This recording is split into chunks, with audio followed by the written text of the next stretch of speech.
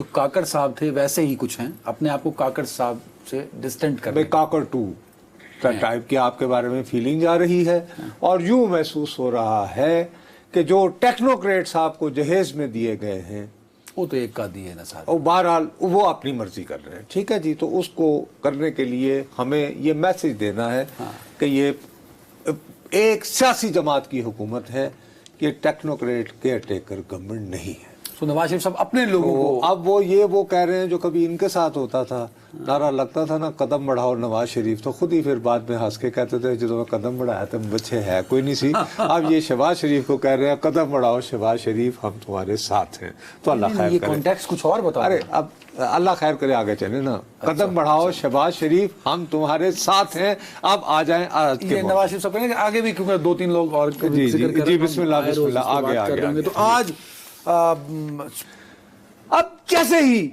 अवाम की भरपूर कुव्वत से इफ्तिखार चौधरी वापस आते हैं तो वो सबसे बेतौकीर किसको करते हैं? वजीर आजम के ओहदे।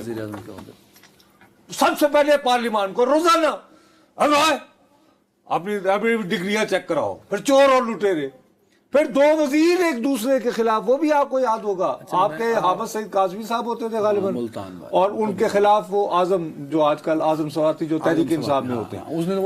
इससे बड़ा लतीफा भी हो सकता है कि एक काबीना के दो वजीर एक दूसरे पर करप्शन का इल्जाम लगाते पाए जा रहे हैं, आज खुद नोटिस। हाँ?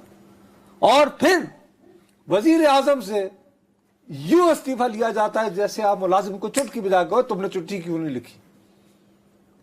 उसके बाद लेकिन वो इफ्तिखार चौधरी साहब ने तो सर देखें कम से कम अदलिया की आजादी और इंडिपेंडेंस क्या बात, पार्लियामान की बालादस्ती को रौंदते हुए अदलिया की बालादस्ती करोगे तो उसके बाद फिर वो कहेंगे अच्छा जी आपको वो पसंद नहीं था ना यूसर गिलानी तुम कड्या सी ना, वो ना साना मोदी का यार पसंद नहीं था, जरा साकब निसार साहब जरा दिखाओ ना जलवा। फिर नहीं ये एक और बात है, मैं साकब निसार साहब जलवा दिखाओ। वैसे आप सेक्रेटरी भी रहे थे, वैसे आपको लगाया था चौधरी मोहम्मद अली के बेटे खालिद अनवर साहब ने। क्या मुझे बताएं कि उन्होंने कहा कि अच्छा जी चौधरी साहब आपने अपना बालादस्ती दिखाई ना, अब एक छोटा सा काम हमें भी करने दें। देखिए दूसरों पे इल्जाम देना बहुत, जो बार बार कह रहे थे जनाब तमाम बेंच ने इंक्लूडिंग जस्टिस ऑनरेबल अतर मिनल्ला साहब, शाह साहब, मंसूर अली शाह साहब, चीफ जस्टिस साहब ये कहते रहे कि जी हमें अपने अंदर भी देखना है।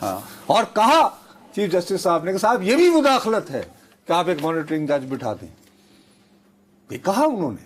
तो अब मैं अर्ज ये करना चाहता हूं कि देखो दो ही रास्ते हैं जो मैं बार बार, आप मुझे कहना कि मुझे अगर मैं गलत हूं कन्फ्रंट करें। देखो दो ही रास्ते हैं, एक ये है कि अभी तक जो हुआ सो हुआ। अब कुछ ऐसे जैसे वो आज ऑनरेबल जस्टिस मंसूर अली शाह साहब कह रहे थे कि एक फायर वॉल बना दी जाए। इवेंचुअली ये आहिस्ता आहिस्ता मुझे नजर आता है कि कुछ चीजें तय करने के बाद ये कहा जाएगा पार्लियामान को कि आप ऐसे कवानीन बनाएं